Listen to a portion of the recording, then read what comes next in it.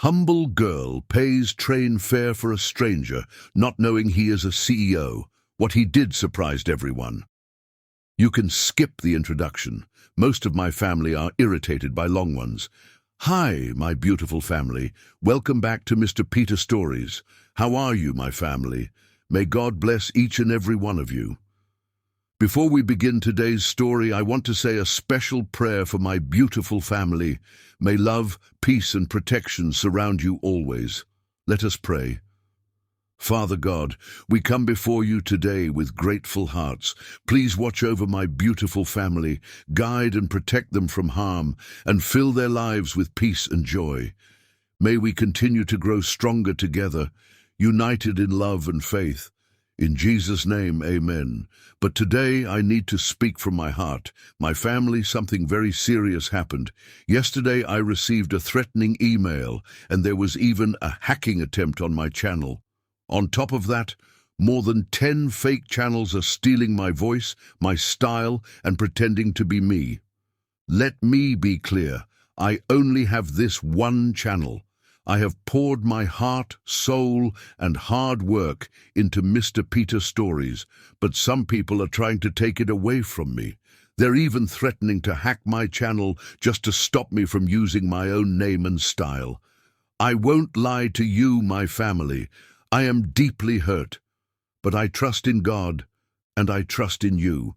Please, if you see any fake channels using my name or voice, do not support them. Unsubscribe, stay away from them, and always make sure you're watching the real Mr. Peter Stories. No one can stop what God has planned for us, my family.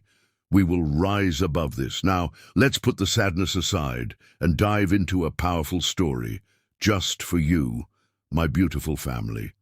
Let's start the story. Chapter 1. The Chance Encounter. The rain fell mercilessly over the city that Monday morning, turning the world into a blur of gray. Sydney Leroux clutched her leather portfolio against her chest, protecting the precious student artwork for the upcoming fundraiser as she rushed toward the train platform.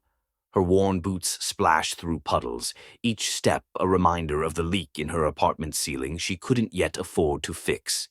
The vintage watch on her wrist, her only inheritance from her grandmother, told her she was cutting it close. The train doors slid open with a mechanical sigh as Sydney stepped inside, droplets cascading from her jacket. She found a seat near the middle car, setting her portfolio beside her with the care one might give a newborn. Horizon Community Arts Center was emblazoned across its surface in fading gold letters. She designed the logo herself 3 years ago, when the center was just a dream sustained by determination and maxed-out credit cards. 20 minutes into the journey, raised voices drew Sydney's attention. 3 rows ahead, a conductor stood over a well-dressed man, his face flushed with embarrassment. "I understand your situation, sir, but I need to see proof of payment," the conductor insisted, his voice carrying through the quiet car. "I've explained that my wallet was stolen this morning," the man responded, his British accent clipped with frustration. "I've already filed a police report. I can provide you with contact information to verify. Without payment, you'll need to exit at the next stop." The conductor remained unmoved. Several passengers shifted uncomfortably, averting their eyes from the scene. Sydney observed the man more carefully. His tailored suit suggested wealth, but the genuine distress in his eyes spoke of something more complicated than entitlement. His hands, artist's hands, she thought instinctively, raked through dark hair that seemed too unruly for his otherwise polished appearance. Before she could second-guess herself, Sydney was on her feet, moving toward them with purpose. "Excuse me," she interjected, pulling her transit card from her pocket. "I'd like to pay for this gentleman's fare." Both men turned to her with surprise. The conductor's eyebrows rose while the stranger's expression transformed from humiliation to astonishment. "That's really unnecessary," the man protested, but Sydney had already handed her card to the conductor.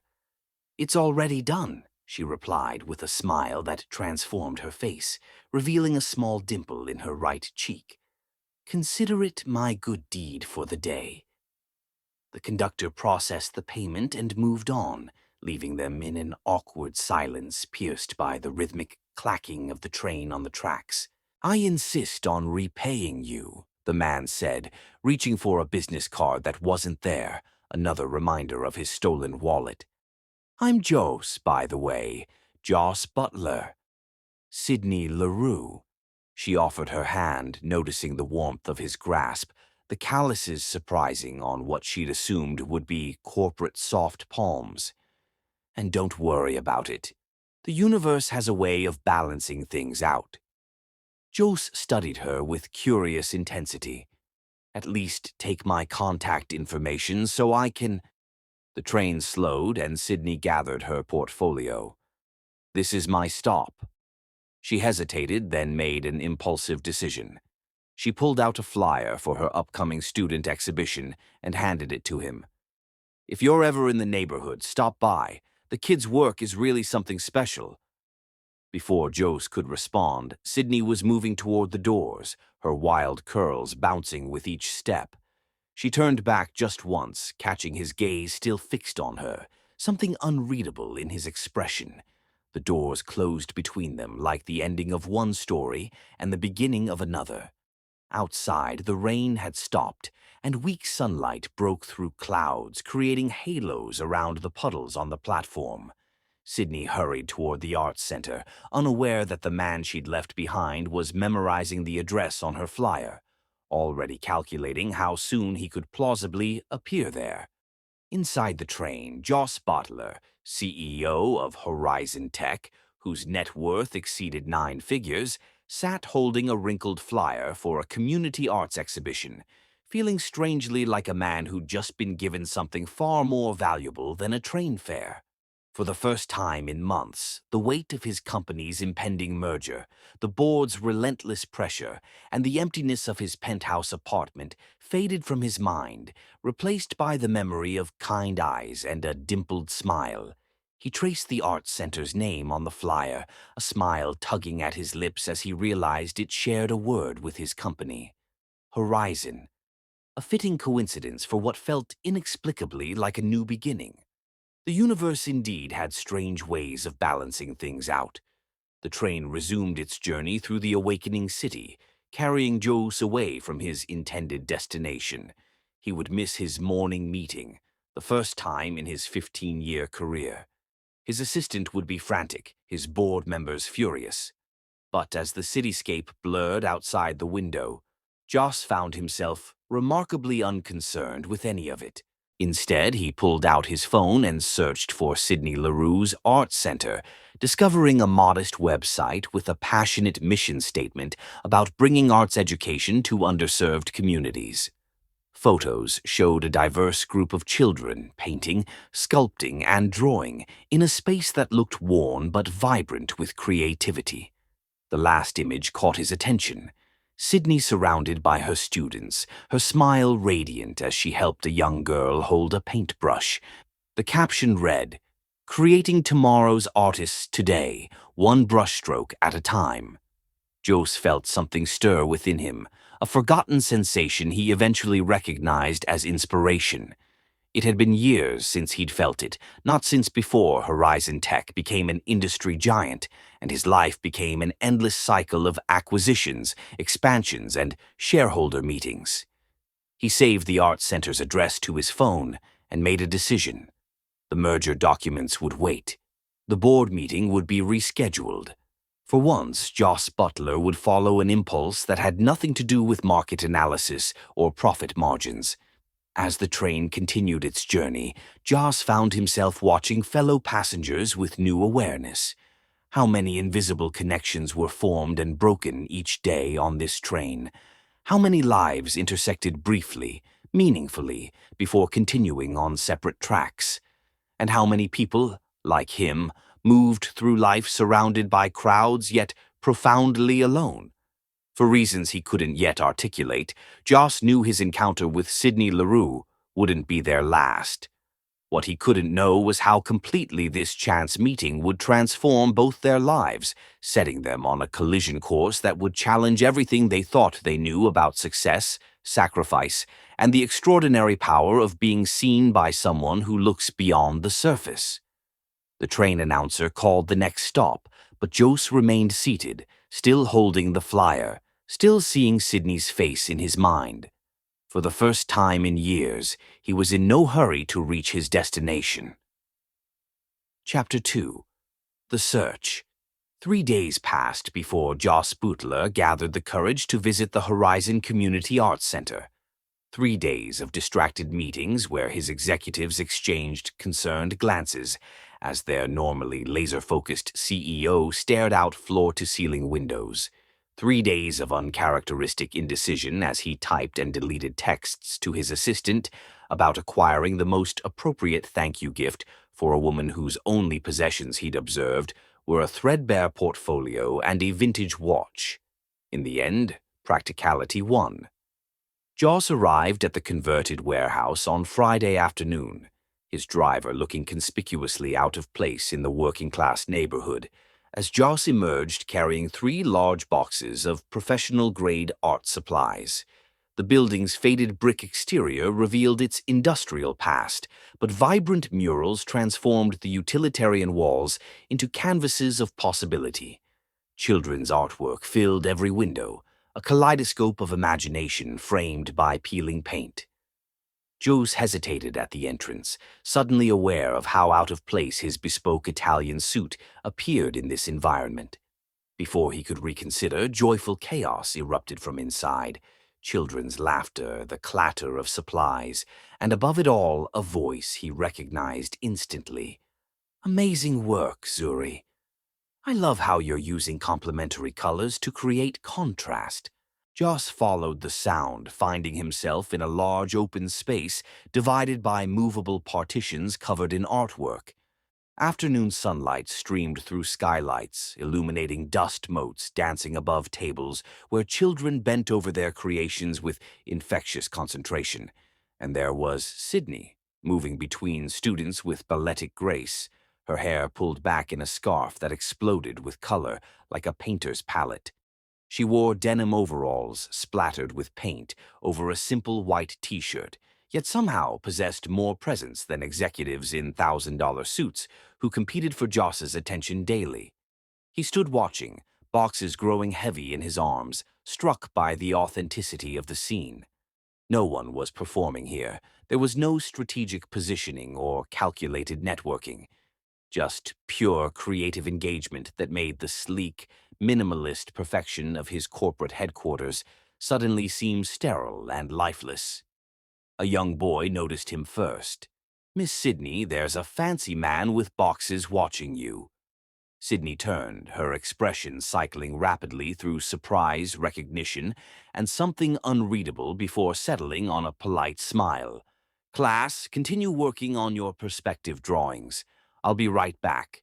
She approached Jose with measured steps. "Mr. Butler, this is unexpected." "Please call me Jose," he said, suddenly feeling like an intruder. "I hope I'm not interrupting.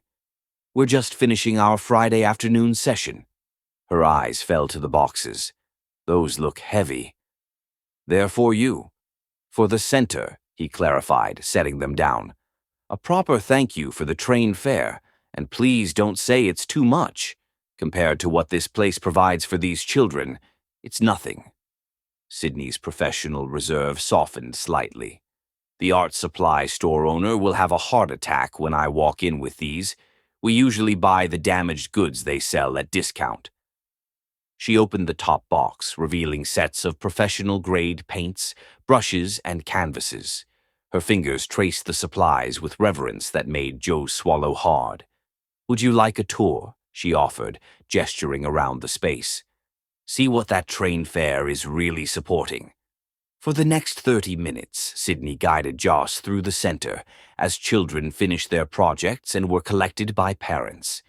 She showed him the pottery studio with its second-hand kiln, the digital media lab cobbled together from donated computers, and the small gallery where student work was displayed with the same care a prestigious museum might give to famous masterpieces. "Most of these kids have never been to an art museum," Sydney explained as they stood before an impressive abstract painting. Their families are working multiple jobs just to cover rent and groceries, but talent doesn't recognize socio-economic boundaries. Joe studied the painting with genuine appreciation. This is extraordinary. The composition, the emotional impact. Who's the artist? Darius. He's 14 and has already experienced more hardship than most adults. Pride infused her voice. Art gives these kids a language for processing experiences they don't have words for yet. For some, it's literally saving their lives. As the last student departed with a shy wave to Sydney, they found themselves alone in the suddenly quiet center. The transition from chaotic creativity to stillness was jarring, like the moment after an orchestra finishes a powerful symphony. "Coffee?" Sydney offered, gesturing toward a small kitchenette. "Fair warning, it's terrible, but it's hot." Joe smiled. "I've developed a high tolerance for terrible coffee over years of international business meetings." They settled at a paint-splattered table, Sydney pouring coffee into mismatched mugs. The comfortable silence between them surprised Joss, who was accustomed to people nervously filling conversational gaps in his presence. "So," Sydney finally said, "are you going to tell me what a man who can afford that watch and those shoes was doing without a train fare on Monday?" Joss laughed, appreciating her directness. "Mugged, I'm afraid. Rather embarrassing for someone who prides himself on awareness." He rolled up his sleeve, revealing a fading bruise. "I refused to give up my grandfather's watch. The wallet seemed the better sacrifice." Sydney's expression softened. "Family heirlooms over credit cards. I respect that choice." "What about you?" Joss asked, nodding toward her wrist. "That's a beautiful vintage piece." Sydney glanced at her watch, surprised by his observation. "My grandmother's. The only thing of hers I have." She paused, then added quietly, "Foster care doesn't leave you with many family treasures." The vulnerability in that simple statement struck Joss deeply. Before he could respond, Sydney straightened, her professional demeanor returning like armor being donned. "I should ask, what exactly does Horizon Tech do? Your company name sounds familiar." The question was innocent, but Joss felt unexpected hesitation. How could he explain that his technology conglomerate had recently acquired properties in this very neighborhood for redevelopment? That his board was pressuring him to support luxury condominiums that would raise property values and force out residents like Sydney's students? "We're in technology development and investment," he answered carefully. "Among other things." Sydney studied him, sensing the evasion. "Must be fascinating," she said neutrally, then changed the subject. "How did you find us, anyway? I don't recall mentioning the center's address." "Your flyer," Jose admitted. "I hope that's not crossing a line." "Just surprising," she replied honestly. "Most people in your position would have sent an assistant with a gift card and considered the debt paid. I'm not most people." The words emerged more intensely than he'd intended. Sydney held his gaze. "No, I don't think you are." The ancient coffee maker gurgled in the background, marking time in their silence, a silence filled with unspoken recognition that this moment represented a choice. They could exchange pleasantries, express gratitude, and part ways as strangers whose lives briefly intersected. Or they could acknowledge the inexplicable connection humming between them like a current, demanding exploration. Before either could decide, Sydney's phone chimed with a calendar alert. She glanced at it and sighed. "The building inspector. Third time this month." Joss raised an eyebrow. "Problems?" "Nothing a spare $50,000 wouldn't fix," she replied with forced lightness. "Apparently, a building this old needs updated sprinkler systems, accessibility ramps, and electrical work to remain compatible with current safety standards." "And if those standards aren't met?" Sydney's smile didn't reach her eyes. "Then 50 children lose their artistic home, and I lose my purpose. She stood, straightening her paint-splattered overalls with dignity that struck Jose as profoundly noble. But we'll figure it out. We always do. Joss rose too, suddenly acutely aware of the vast difference in their circumstances. The money she needed was what he might spend on a weekend getaway, without a second thought. "Thank you for the tour," he said, surprising himself by extending his hand. "And the terrible coffee." Sydney's handshake was firm, her skin warm against his. "Thank you for the supplies. They'll make a real difference." As Jose turned to leave, a half-finished canvas in the corner caught his attention. A stunning city skyline at dawn, buildings catching first light like ships emerging from darkness. "Who's the artist?" he asked, drawn to its raw emotion. "That's one of mine," Sydney admitted, a hint of vulnerability returning. "I don't get much time to paint anymore, but sometimes after the kids leave." "It's extraordinary," Joss said with genuine admiration. "The perspective, the light. You're capturing something essential about the city." Sydney's expression transformed with unexpected pleasure at his specific, knowledgeable praise. "You know art." "I studied it before business became my life," Joss admitted. "Another lifetime ago." Their eyes met in shared recognition, two people who had once created for the pure joy of creation before adult responsibilities reshaped their paths. "I should go," Joe said reluctantly. "The inspector—" "Yes." Sydney nodded. "Thank you again for the supplies." At the door, Joss turned back. "Sydney?" She looked up, her expression open and curious, in a way that made his carefully planned words evaporate. Instead, he heard himself say, "I'd like to learn to paint again. Would you teach me?" The question hung between them, revealing more vulnerability than any business negotiation ever had.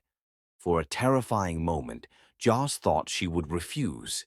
And why wouldn't she? What could a wealthy CEO possibly offer that she needed? Sydney studied him with those perceptive eyes that seemed to see beneath his carefully constructed surface. Then, unexpectedly, she smiled.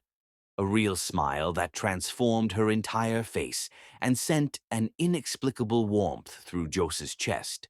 "First lesson is Tuesday evening at 7, she said. "Bring clothes you don't mind ruining. Art is messy business, Mr. Butler." "Just Jose," he corrected, unable to suppress his smile. "Just Jose," she agreed, her expression suggesting that she understood this was about something far more significant than painting lessons. As Jose left the center, the afternoon sun cast his shadow long against the sidewalk. For the first time in years, he felt like a man stepping into unknown territory without a strategic plan. And strangely, wonderfully, alive because of it. Chapter 3. The Proposition. Sydney stood before the building inspector, forcing herself to breathe evenly as he flipped through his clipboard with bureaucratic indifference. The fluorescent lights above flickered erratically, as if providing physical evidence for his damning assessment.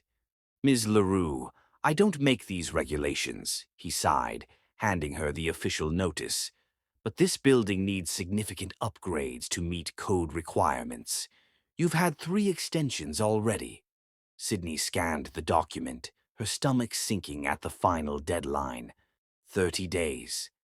"We're applying for grants, running fundraisers." "I understand your situation," the inspector interrupted, his expression softening slightly. "But after the community center fire across town last year, these regulations are being strictly enforced. I can't make exceptions, even for good causes." After he left, Sydney sank onto a paint-splattered stool, the notice trembling in her hands. 3 years of work, hundreds of children served, countless lives transformed through art, all potentially ending in 30 days.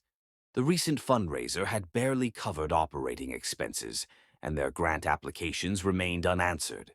She'd already maxed out her personal credit cards and taken a second mortgage on her small house. The center had survived previous crises, but $50,000 might as well be $5 million. Even selling some of her own artwork wouldn't generate nearly enough. Sydney pressed her palms against her eyes, refusing to let tears fall. She had 30 days to perform a miracle. Lost in desperation, she didn't hear the door open. Joss's voice startled her back to awareness. "Is this a bad time?" Sydney quickly composed herself, tucking the notice into her pocket. The official inspection happened sooner than expected. She attempted a smile that didn't reach her eyes. "Did you forget something?" Joss studied her with unsettling perceptiveness. "No, but I've been thinking about something since I left." He glanced around the center, taking in details he'd missed earlier: the bucket catching water from a leaking ceiling, the duct-taped electrical outlets, the ancient radiator that clearly couldn't adequately heat the space in winter. "You mentioned the building needs work," he continued carefully. "Would you consider letting me help?"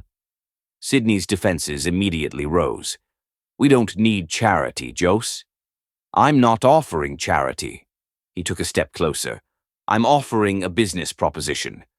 "What could a community arts center possibly offer Horizon Tech?" Sydney asked skeptically. Joss smiled, surprising her. "Not Horizon Tech. Me personally." He gestured to her half-finished painting. "I meant what I said about wanting to learn. Art was my passion before I got lost in spreadsheets and acquisitions." Sydney crossed her arms. "And what exactly are you proposing?" "I'll fund the necessary building repairs," he stated simply. "In exchange, you'll teach me to paint, privately, once a week, for 6 months." Sydney's eyebrows shot up.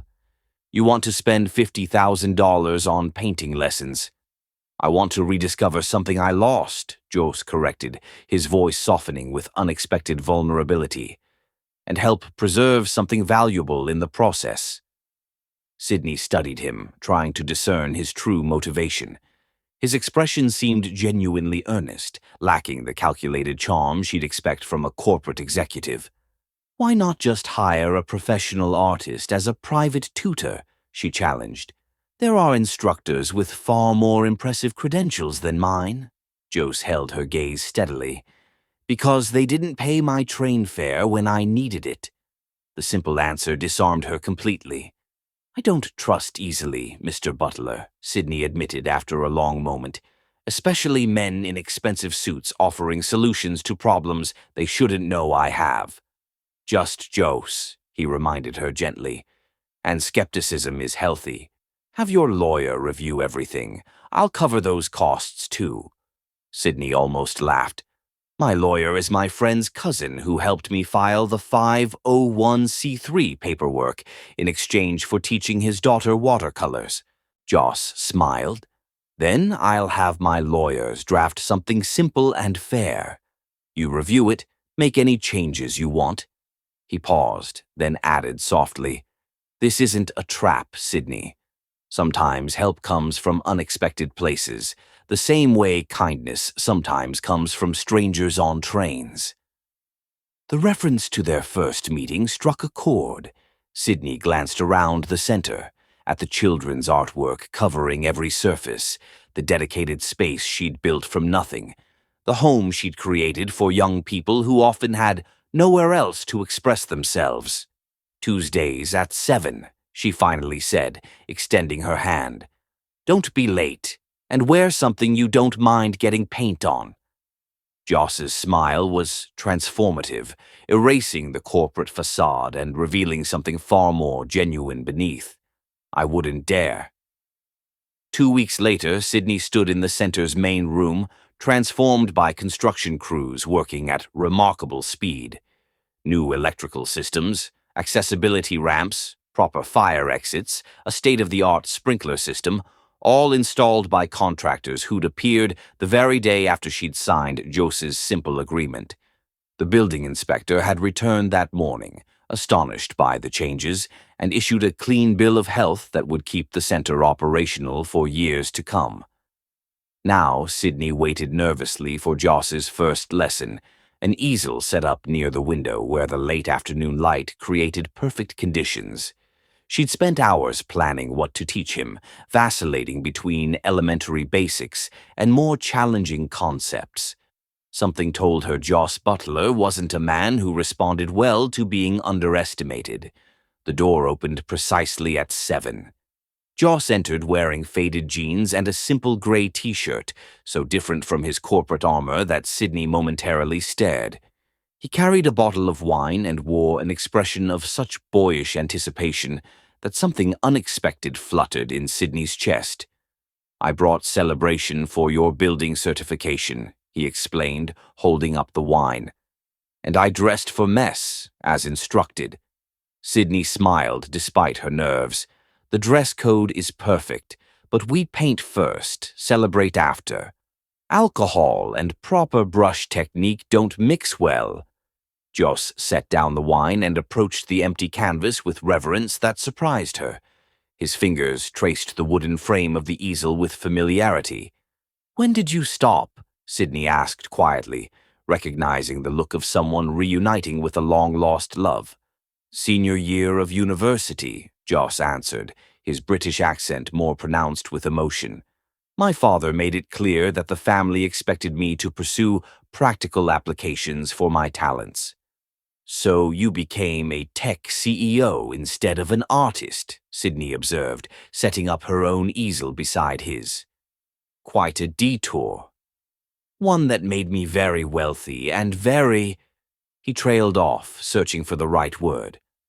"Unfulfilled," Sydney suggested. Joss looked at her with surprise, as if she'd read something in him that few people noticed. "Precisely."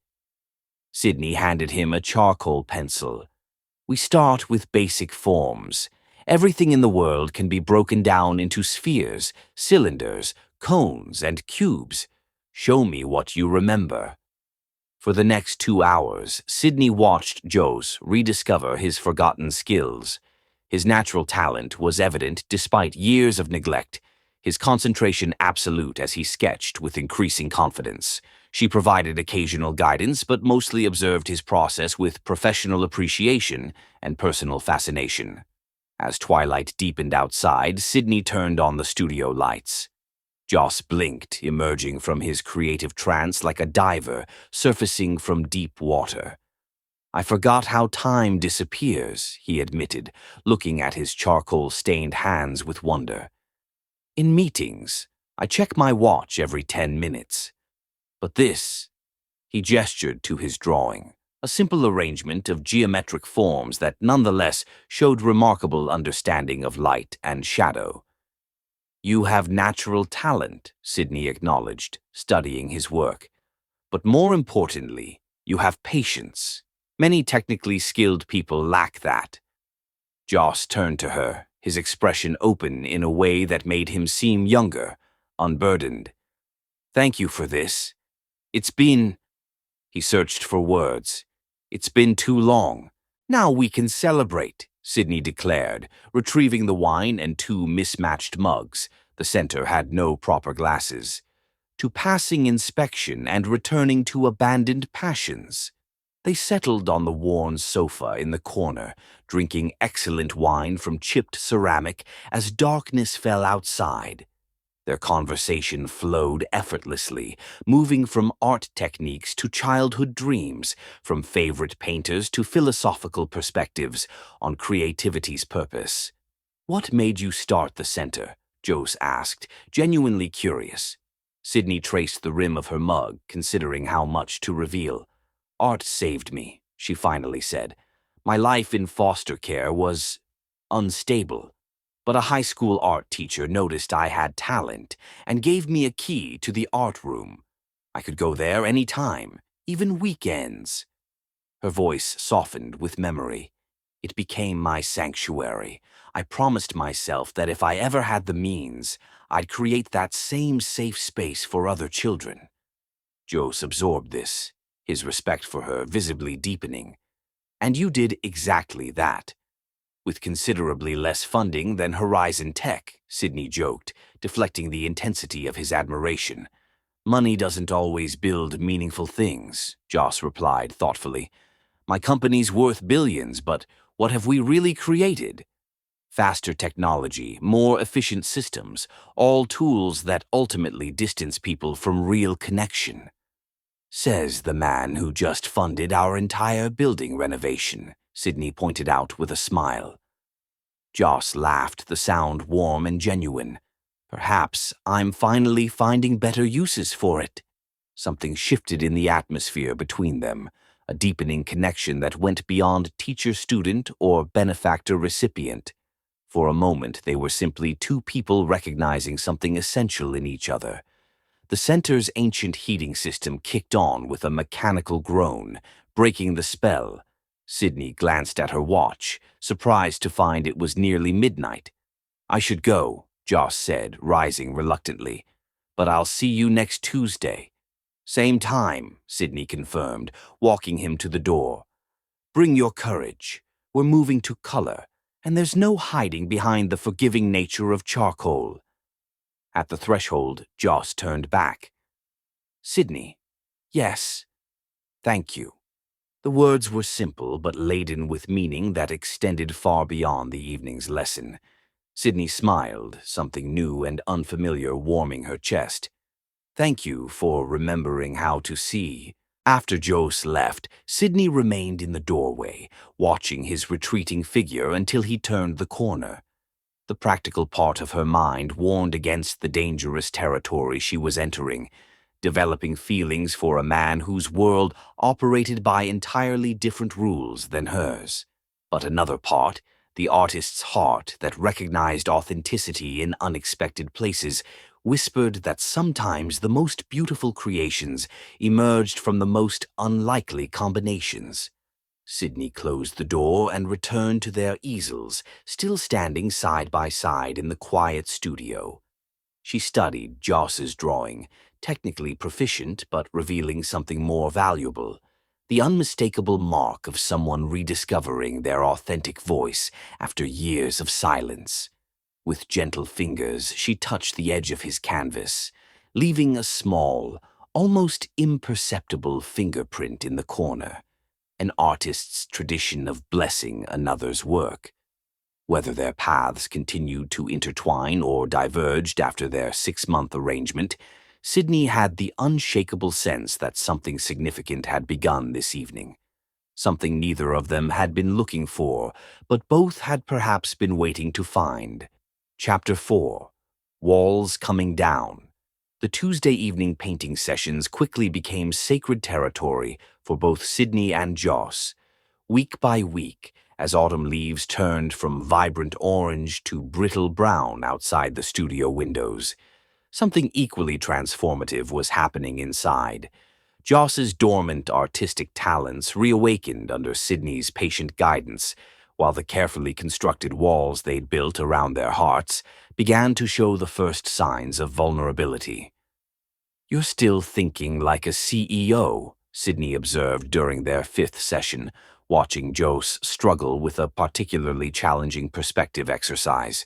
You want the perfect outcome immediately, without embracing the process. Joe stepped back from his canvas with frustration. In my world, inefficiency costs millions. In art, inefficiency often leads to discovery, Sydney countered, approaching his easel. She stood beside him, close enough that he could detect the faint scent of lavender and turpentine that seemed permanently infused in her skin. May I? She asked, gesturing to his brush. When he nodded, Sydney's hand covered his, gently guiding his brush through a series of seemingly chaotic strokes that eventually revealed an entirely new dimension to his painting. The momentary contact sent electricity through Joss's arm, though he maintained his carefully neutral expression. See? Sydney smiled, stepping back. Sometimes you have to trust that the mess will lead somewhere beautiful. Is that your life philosophy as well? Joss asked, studying her with increasing fascination. Sydney laughed, the sound echoing through the empty studio. Hardly. Outside of art, I'm pathologically organized. My spice rack is alphabetized. Now that I can't picture, Joss teased, his formal demeanor softening as it always did in her presence. "You haven't seen my apartment," Sydney replied without thinking, then flushed slightly at the unintended implication. Joss turned back to his canvas, hiding a smile. Perhaps, someday.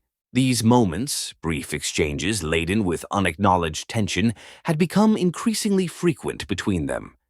Each week revealed new layers, Joss discovering Sydney's encyclopedic knowledge of art history and her secret passion for 1940s jazz, Sydney learning about Joss's estrangement from his aristocratic family, who'd never forgiven him for choosing technology over their generational banking business.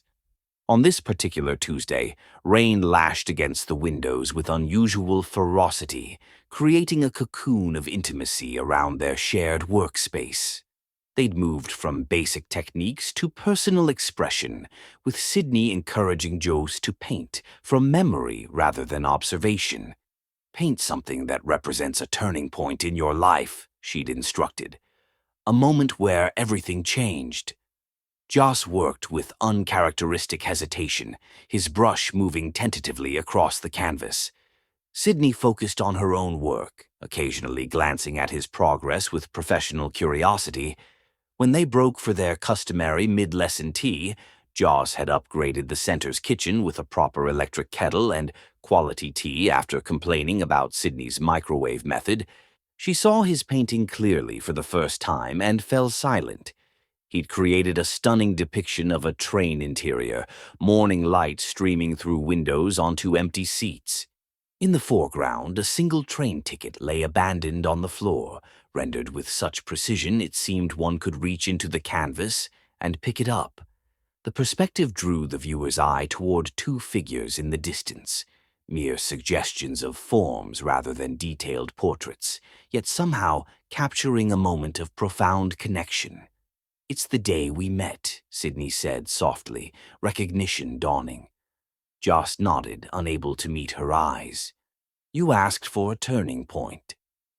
The simple admission hung between them, shifting something fundamental in their carefully maintained dynamic.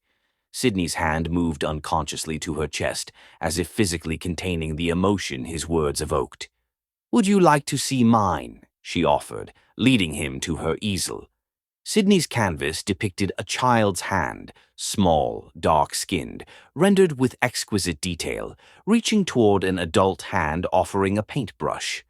The background remained abstract, but the emotion conveyed through the nearly touching fingers was palpable. "My first foster mother," Sydney explained quietly.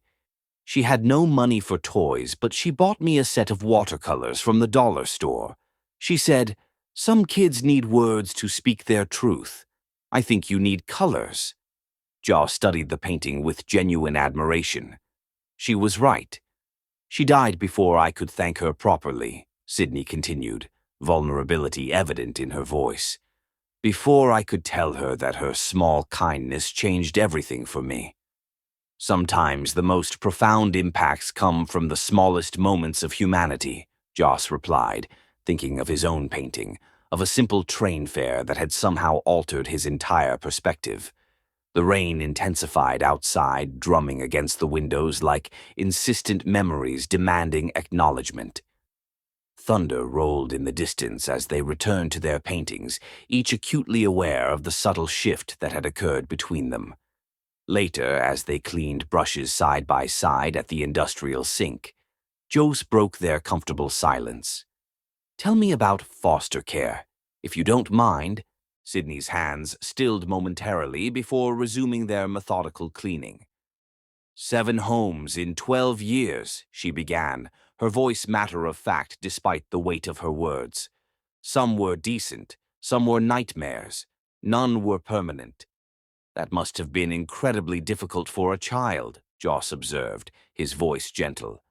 "It teaches you not to get attached," Sydney acknowledged with practiced lightness, "to places or people." Joss carefully set his brushes on the drying rack. "Yet you've created this incredibly nurturing space for children. You've dedicated your life to helping them form attachments to art, to creativity, to self-expression." Sydney looked up at him, struck by his perception. Perhaps we try to build what we needed most, she offered quietly. And what do you need now? The question emerged before Joss could reconsider its implications. Sydney held his gaze, the vulnerability in her expression both terrifying and exhilarating. That's a dangerous question. I'm finding that the most meaningful questions usually are, Joss replied, maintaining their connection across the narrow space between them. Sydney broke eye contact first, returning to her brushes with deliberate focus. I've learned to fill my own needs, she said finally. It's safer that way. Safer, perhaps, Joss acknowledged. But is it fulfilling? The question lingered between them as lightning flashed outside, momentarily illuminating the studio in harsh white light. In that flash, Sydney saw something in Joss's expression that mirrored her own carefully guarded loneliness.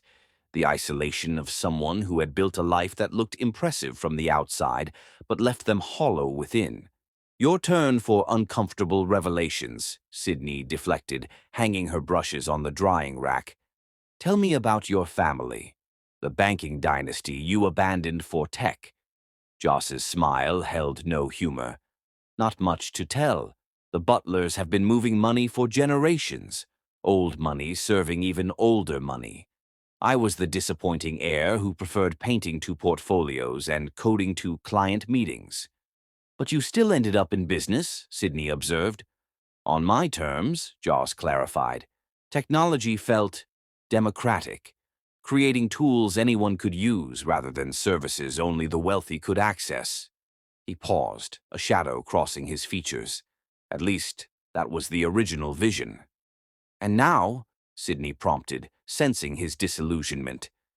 Joss leaned against the sink, suddenly looking exhausted beyond mere physical fatigue.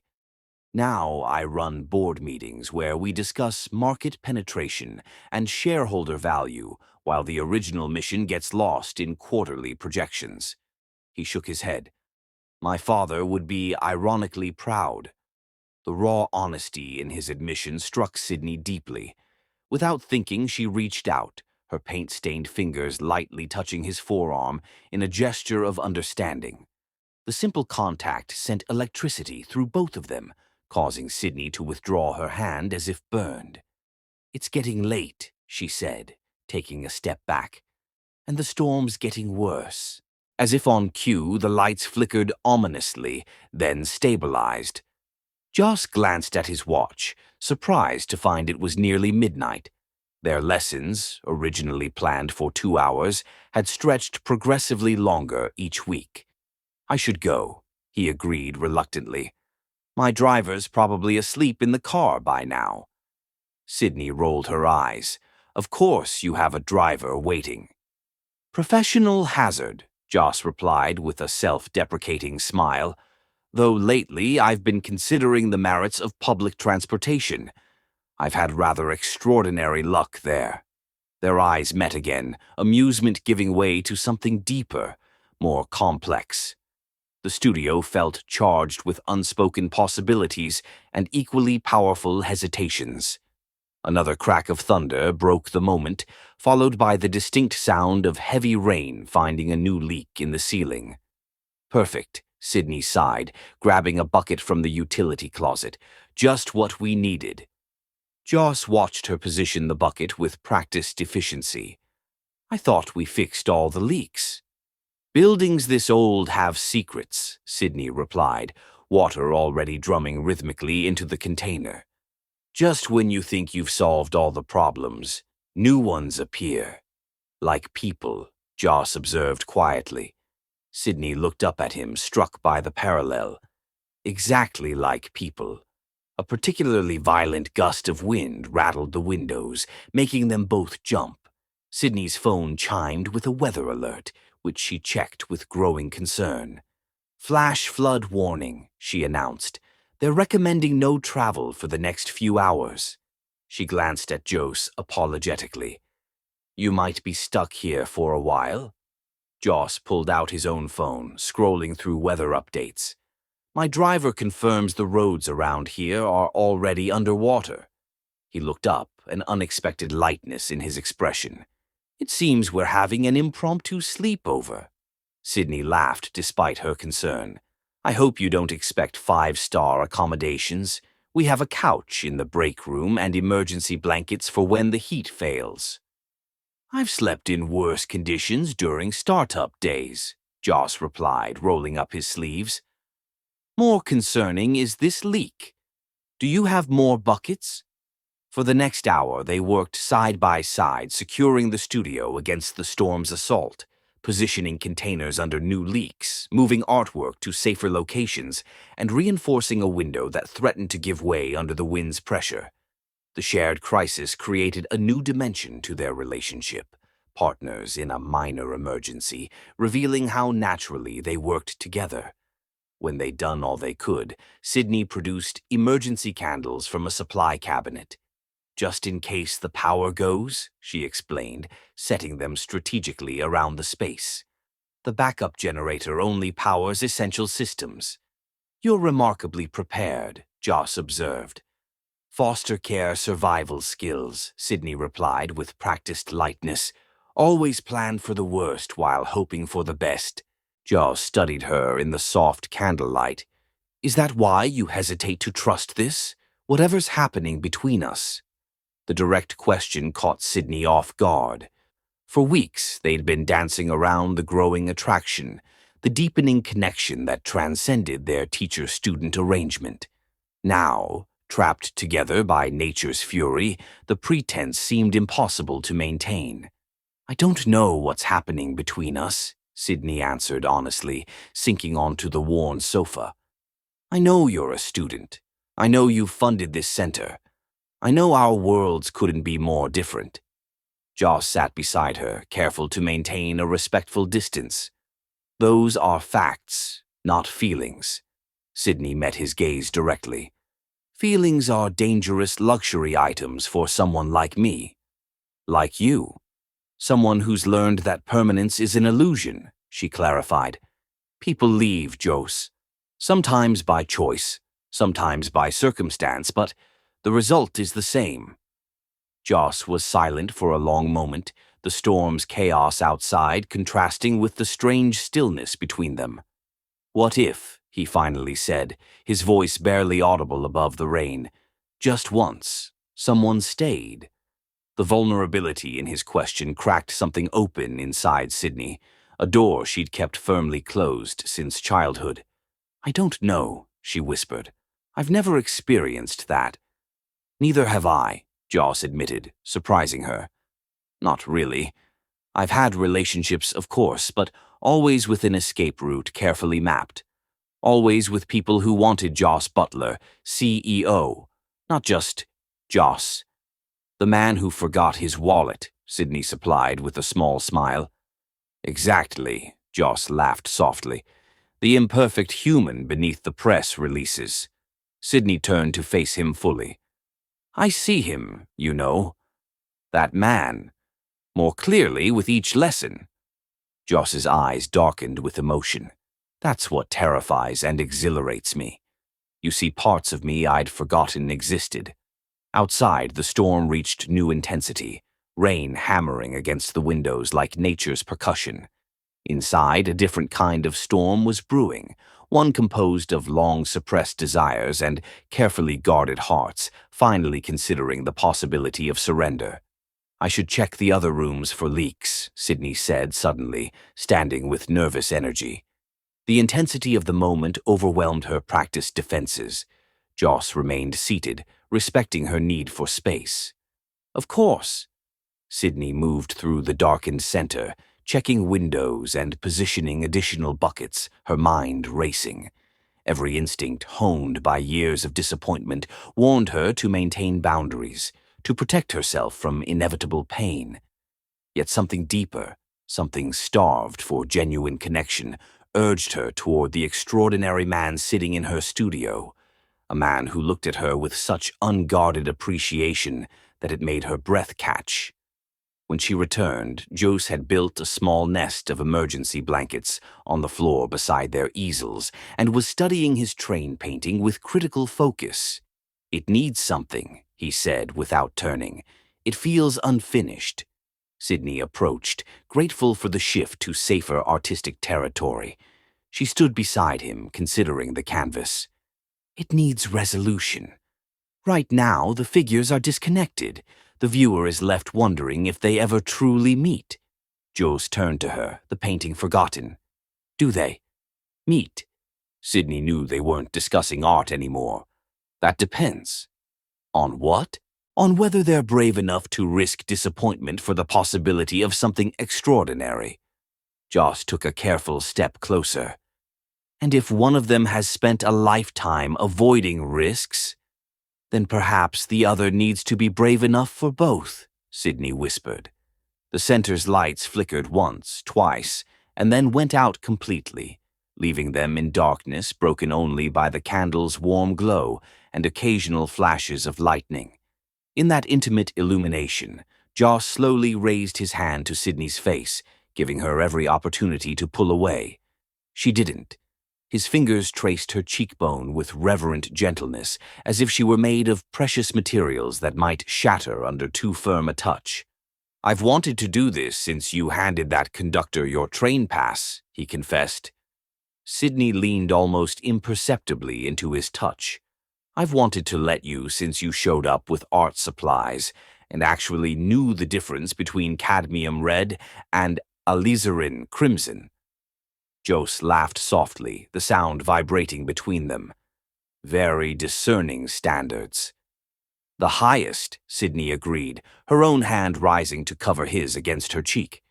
The storm raged outside, but neither noticed as Joss slowly, carefully closed the distance between them.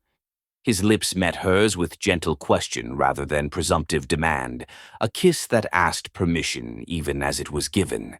Sydney answered by drawing closer, her hand sliding behind his neck as the kiss deepened from tentative exploration to mutual discovery.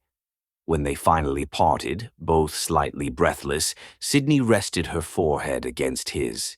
"This complicates everything," she whispered. "Beautifully so," Joss replied, his arms encircling her waist with protective tenderness. They remained entwined as the candlelight flickered shadows across their faces, two people from vastly different worlds, finding rare sanctuary in each other's arms, while the storm that had forced their honesty continued its cleansing fury outside. Tomorrow would bring practical concerns, rational objections, and the harsh light of their different realities. But for tonight, in the intimate darkness of the studio, they allowed themselves to simply be. Two souls recognizing in each other something essential that had been missing from their carefully constructed lives. "Stay with me tonight," Sydney whispered, not as seduction but as simple truth.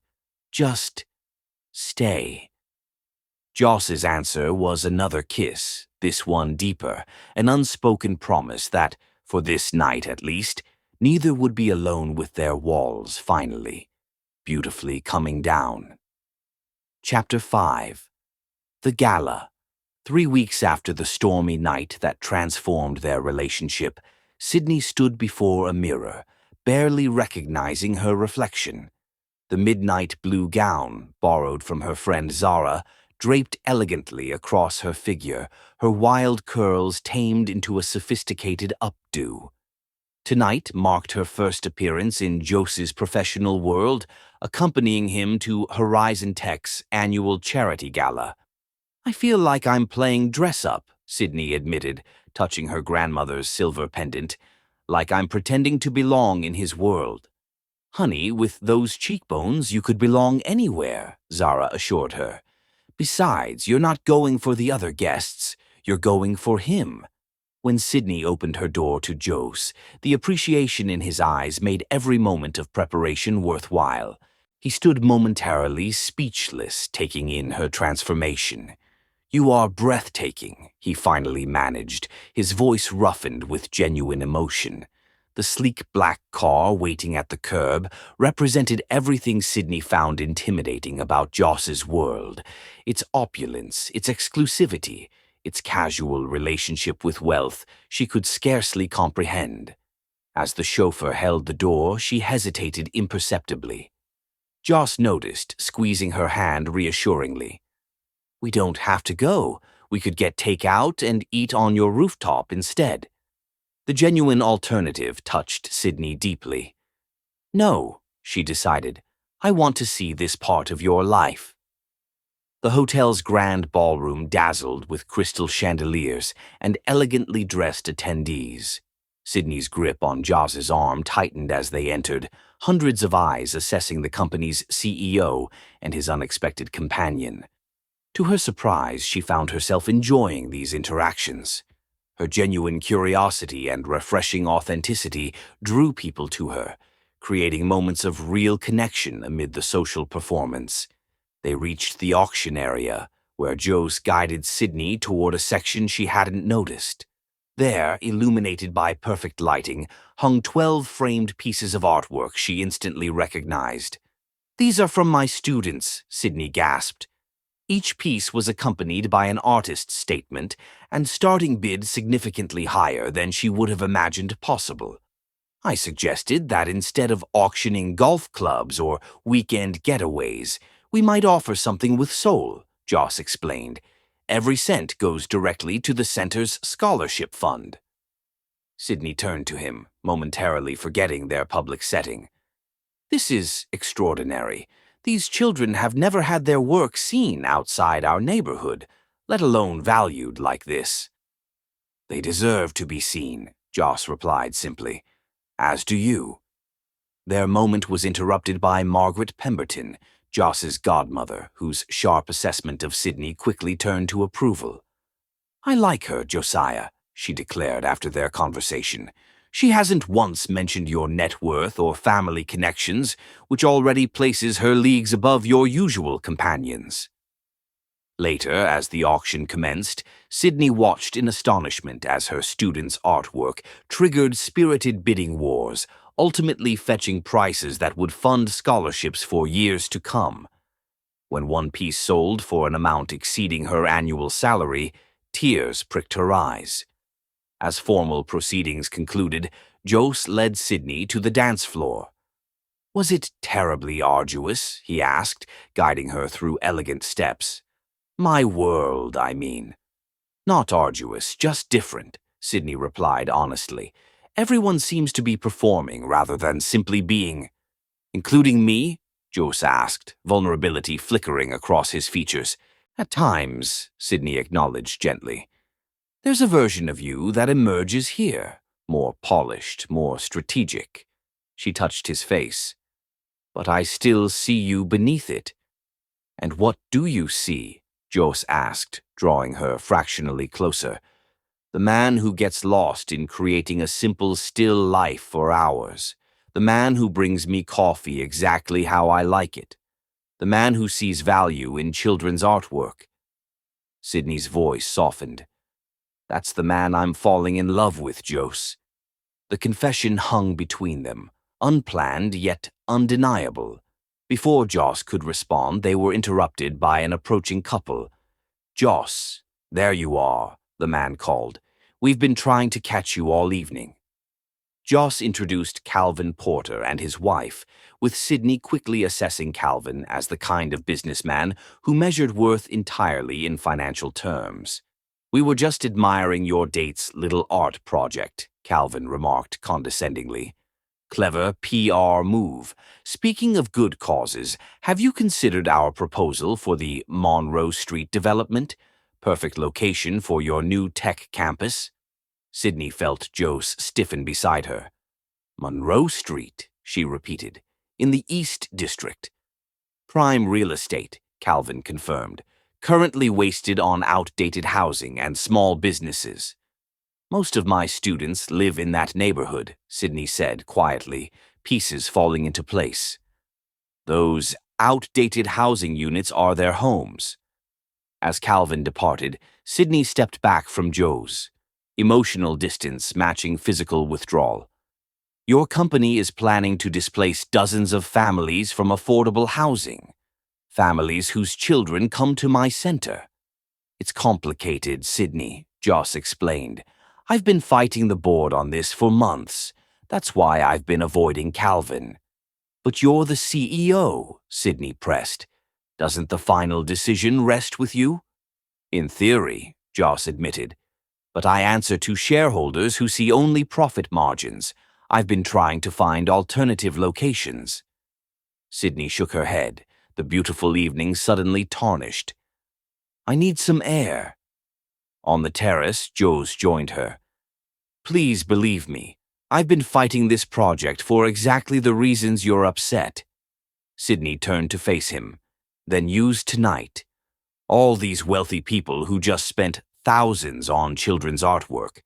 Make them see the connection between valuing these kids' creative expression and valuing their actual lives and homes. Joss stared at her, something shifting in his expression. You're absolutely right. Sydney watched in confusion as Joss re-entered the ballroom with renewed purpose and approached the stage. Taking a microphone, he addressed the crowd. Ladies and gentlemen, those talented young artists we've celebrated tonight are facing displacement from their homes due to development projects that prioritize profit over community. The room fell silent as he continued. I'm announcing tonight that Horizon Tech is withdrawing from the Monroe Street development as currently proposed.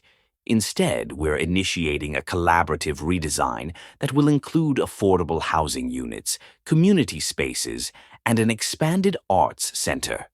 When Jos rejoined Sydney on the terrace, his expression mixed liberation with apprehension. Your board looks apoplectic, Sydney observed.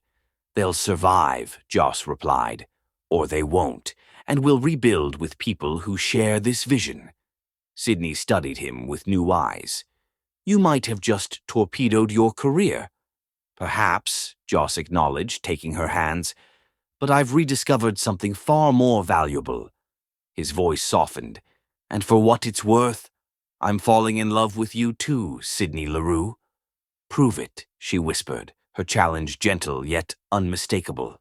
Joss's response was to draw her into his arms, his kiss conveying all the complexity of their worlds colliding, tender yet passionate, reverent yet demanding. When they finally parted, Sydney rested her forehead against his. This won't be easy. Your world and mine. They operate by entirely different rules. Then perhaps it's time to write new ones, Joss replied, his arms secure around her. Together. Chapter 6. The Storm. The aftermath of Joss's announcement at the gala sent shockwaves through Horizon Tech. Board members threatened resignation, investors demanded explanations, and business publications questioned the company's new direction. Through it all, Joss remained steadfast, assembling a team that included Sydney to reimagine the Monroe Street project as a community-integrated development. Their relationship deepened with each passing week. Mornings found them tangled in Sydney's sheets, evenings spent sharing dreams and fears. In these intimate moments, Sydney discovered layers to Joss that his corporate image concealed. His lingering passion for art, his quiet insecurities, his genuine desire to create meaningful change. One morning, after Joss left for a meeting with Singapore investors, Sydney received an unexpected visitor. Margaret Pemberton arrived at her door, elegant as ever in a tailored pantsuit. Joss has changed, Margaret stated after pleasantries. Fundamentally, and I believe permanently. I hope that's a positive observation, Sydney replied carefully. Entirely, Margaret assured her. I've known that boy since he was 10. He's finally becoming the man he was meant to be. She paused, stirring her tea. However, not everyone is pleased with this evolution, particularly his father. Sydney frowned. Joss rarely mentions his family. Lawrence Butler considers his son's recent decisions a personal affront to the family legacy, Margaret explained. The Monroe Street reversal particularly infuriated him, as Lawrence has investment ties to Calvin Porter's development group. Margaret leaned forward. Lawrence has requested a meeting with Joss, the first in nearly 5 years. He holds considerable sway with certain board members and investors. His disapproval could create significant obstacles beyond mere family tension. That evening, Sydney gently broached the subject. Jaws's expression immediately closed. Margaret should focus on her charity galas and leave my family matters alone, he said tensely. She's concerned about you, Sydney persisted. As am I. Joe sighed, defenses finally lowering. My father has never approved of anything I've done, but he's tolerated my rebellion because I've been financially successful. His eyes met hers. The Monroe Street decision threatens that tolerance. It suggests I value principles over profit. Which you do, Sydney observed. Yes, Joss admitted, but acknowledging that publicly complicates everything.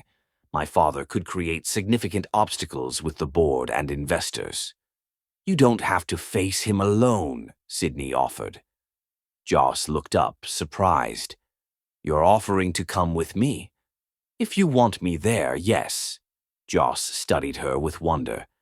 You have no idea what you'd be walking into. Joe smiled genuinely for the first time that evening. You probably could. But this is my battle. I've been avoiding it for years, but it's time I faced him directly. The day of the meeting arrived with appropriate drama, dark clouds gathering over the city. Jaws dressed in a perfectly tailored suit, armor for the confrontation ahead. Remember who you are, Sydney said softly, straightening his tie. Not who he wants you to be. Lawrence Butler had chosen his exclusive club for their meeting, territory where he held every advantage. He wasted no time addressing his concerns. This meeting isn't about your misguided development strategy, Lawrence said coldly after pleasantries. It's about the woman who's clearly influenced this decision. Sydney has nothing to do with this, Joss replied firmly. Please, Lawrence scoffed. You've been running Horizon Tech like a proper CEO for years. Then suddenly you meet this community art teacher, and within months you're sabotaging a lucrative development opportunity. I changed course because it was the right decision, Joss stated. Sydney helped me see what I already knew but had been ignoring. Lawrence's expression darkened. I've had you investigated, you know. Both of you. Joss's knuckles whitened. You had no right. You're Sydney LaRue, raised in foster care, governmental assistance through college, perpetually in debt from funding her little art center. His lip curled. She's quite beautiful, I'll grant you that. But surely you can see this relationship has no future. Joss leaned forward, anger simmering beneath his controlled exterior. Sydney has more integrity, talent, and genuine compassion than anyone in your social circle. She creates actual value in the world, not just wealth. I'm not unsympathetic to physical attraction, Lawrence continued dismissively. By all means, enjoy your artist. But this public romance allowing her to influence business decisions, it's gone too far. Joss stood abruptly, but Lawrence stopped him with his next words. The family business needs you, Josiah. Return to where you belong, and I'll ensure the Monroe Street project proceeds with minimal displacement. I'll even establish a substantial endowment for your girlfriend's art center. The blatant manipulation clarified everything for Jose. You fundamentally misunderstand what's happening here, Jose said quietly. I'm not having some rebellious phase. I'm finally becoming the man I was meant to be before I started trying to earn your approval. He leaned forward with newfound certainty. Keep your investigations, your manipulations, and your money. I don't need your approval anymore, and I certainly don't need your permission to love someone who reminds me daily what actually matters. Outside, thunder cracked dramatically as Joss walked away, his father's voice following him with one final threat. You'll regret this decision, Josiah. I guarantee it. The predicted storm had fully engulfed the city by the time Jose reached Sydney's apartment. She opened the door to find him drenched but transformed, radiating a strange, peaceful certainty. That bad? She asked, helping him out of his soaked jacket. Actually, that good, Joss replied. For the first time in my life, I saw my father clearly, not as the towering figure I've been trying to please, but as a small, controlling man who never understood what actually matters. As Joss recounted the confrontation, Sydney's expression shifted from concern to outrage to pride. When he described his final rejection of his father's manipulations, she took his face between her hands. "I am so proud of you," she whispered fiercely. Jaws captured her wrists gently. "He'll retaliate. He has connections with board members, investors. Things might get difficult." Sydney's eyes never wavered. "Then we'll face it together. I'm not afraid of difficult, Joss." The storm outside intensified, but within Sydney's apartment, something weathered and beautiful was solidifying between them, a connection forged through mutual respect and shared values rather than convenience or surface attraction. "Whatever comes next, we face it together," Joe said, his voice firm with conviction as he held Sydney close. "My father has never understood that true strength comes from partnership, not power." Sydney nodded against his chest, the sound of rain providing a rhythmic backdrop to their embrace. "Partnership," she repeated softly. "I like that word." Chapter 7. Meeting Worlds. Lawrence Butler's retaliation was swift and calculated. Within days of Joss's confrontation with his father, two board members with long-standing ties to the Butler family resigned, citing philosophical differences with the company's direction. An influential tech publication ran a skeptical piece, questioning whether Horizon Tech was abandoning its fiduciary responsibilities in pursuit of social justice credentials. International investors with connections to Butler Financial Group placed their commitments under review, creating immediate stock volatility. Most concerning was the lawsuit filed by Calvin Porter's development group, claiming breach of contract regarding the Monroe Street property. Though they had never signed final papers, Porter argued their preliminary agreements constituted a binding commitment. The law firm representing him, Harrington, Wells, and Mitchell, had been the Butler family's legal counsel for 3 generations. "Your father doesn't waste time," Sydney observed as Joss reviewed the lawsuit documents spread across her kitchen table. Dark circles under his eyes testified to sleepless nights, managing the cascading crises. "He believes if he applies enough pressure, I'll capitulate," Joss replied, rubbing his temples. "Return to the family fold, abandon the community-integrated model, and you." Sydney felt a pang of guilt. "Joss, if I'm making things more difficult—" "Don't," Joss interrupted firmly. "That's exactly what he wants, for you to feel responsible, to create distance between us." He took her hand. "My father understands power but not purpose. He can't comprehend that fighting for something meaningful makes the struggle worthwhile." Sydney squeezed his hand, though doubt lingered. The intensity of Lawrence's opposition made their relationship feel simultaneously precious and precarious. Over the following weeks, Sydney watched Joss navigate these challenges with growing admiration. Rather than retreating, he became more determined, more innovative in his approach. When a major investment group withdrew support, Joss personally traveled to meet with progressive investors who valued ethical development. When traditional business allies distanced themselves, he formed new alliances with forward-thinking entrepreneurs who recognized the market potential of community-integrated projects. "You're changing the paradigm," Sydney observed one evening as they prepared dinner together in her small kitchen, moving around each other with the comfortable synchronicity they'd developed. Joss smiled, chopping vegetables with unexpected skill. "Someone very wise once taught me that the most beautiful creations often emerge from disruption." Their relationship deepened as their worlds increasingly merged. Joss became a familiar figure at the Arts Center, rolling up his sleeves to help with weekend programs and offering business advice to older students interested in creative entrepreneurship. Sydney, meanwhile, found herself navigating Joss's professional environment with growing confidence, her authentic perspective valued by progressive investors and community partners alike. The pressure affected them both, however. Joss worked increasingly long hours, fighting battles on multiple fronts.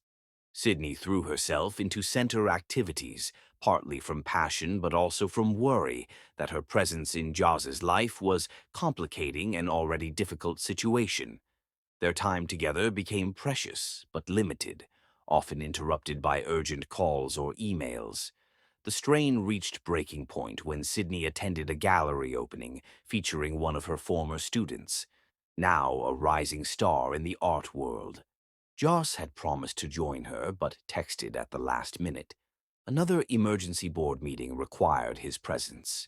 Sydney understood logically, but emotion doesn't always follow logic.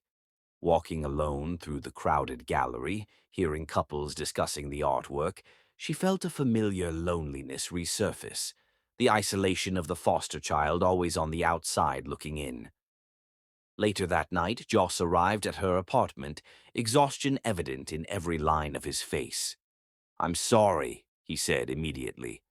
"The investors from Dubai threatened to pull out unless I personally addressed their concerns." "I understand," Sydney replied, her tone carefully neutral. Joss studied her. "But you're still upset." "Not upset," Sydney corrected, searching for the right words. "Just wondering if this is sustainable." "The company situation will stabilize," Joss assured her, misunderstanding. "I'm not talking about Horizon Tech," Sydney clarified. "I'm talking about us, about trying to build something meaningful while our worlds are simultaneously colliding and pulling us apart." Joss's expression shifted to concern. "What are you saying?" Sydney sat beside him, taking his hand. "I love you, Joss. These past months have been extraordinary, but I can't shake the feeling that I'm complicating everything for you." "That's my father talking," Joss said firmly. "Don't let him get into your head." "It's not just your father," Sydney insisted. "It's reality. Your world operates by different rules than mine. You're fighting so many battles right now. The board, investors, the lawsuit. Maybe ...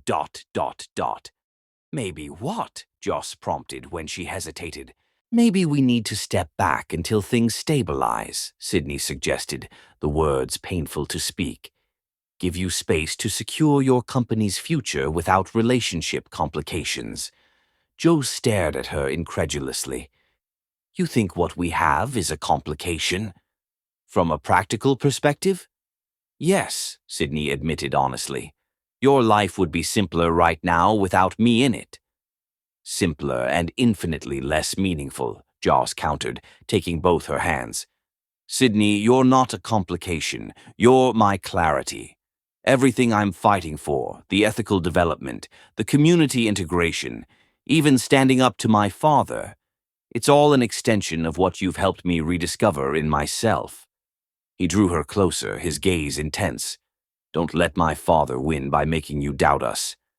"That's exactly what he wants." Sydney wanted desperately to believe him, but years of self-reliance had taught her caution. "I just don't want to be the reason your vision fails." "You're the reason my vision exists at all," Joss replied. "Whatever challenges we're facing, we face them together. Promise me you won't pull away just when I need you most." Looking into his eyes, Sydney saw not just the passionate man she'd fallen in love with, but a partner who truly saw her as an equal, not a liability. She realized she was falling into familiar patterns, pushing away connection before it could be taken from her. "I promise," she whispered, allowing herself to believe in something more permanent than her past had prepared her for. Joss sealed her promise with a kiss that spoke of possession and protection, of a man who had found his center and would not easily be moved from it again. Later that night, as Joss slept beside her, Sydney made a quiet decision. If they were truly partners, she needed to contribute her strengths to their shared battles.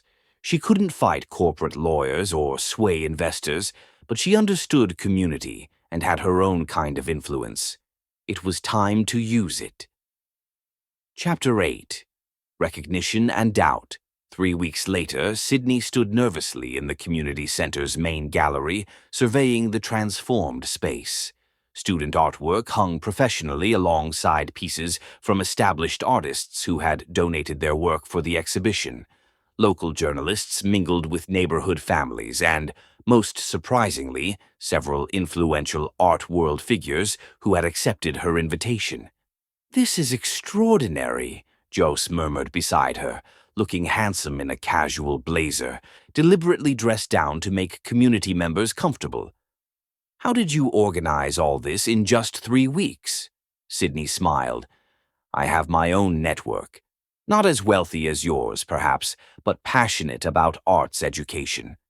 The exhibition, titled Community Vision, Monroe Street Reimagined, showcased artwork depicting the neighborhood's past, present, and potential future. Local residents had worked with Sydney's students to create visual representations of their hopes for the development. Green spaces, affordable housing, community facilities integrated with commercial areas. The result was a powerful visual argument for the very model Joss was fighting to implement. "Miss LaRue," a reporter approached, notebook in hand, "can you explain the concept behind tonight's exhibition?" Sydney spoke with quiet confidence about community collaboration and the transformative power of art as a planning tool. As cameras flashed and more journalists gathered, she redirected attention to the neighborhood residents who had contributed their visions. "This isn't just art for art's sake," she explained. "This is visual testimony from the people most affected by development decisions, those who actually live in these neighborhoods." Joss watched with undisguised admiration as Sydney navigated interviews, introduced community members to potential donors, and created connections between worlds that rarely intersected. This was her element, and she moved through it with natural grace that drew people into her vision. The exhibition's impact exceeded even Sydney's hopes. The visual presentation of community needs resonated emotionally in ways that technical proposals couldn't match.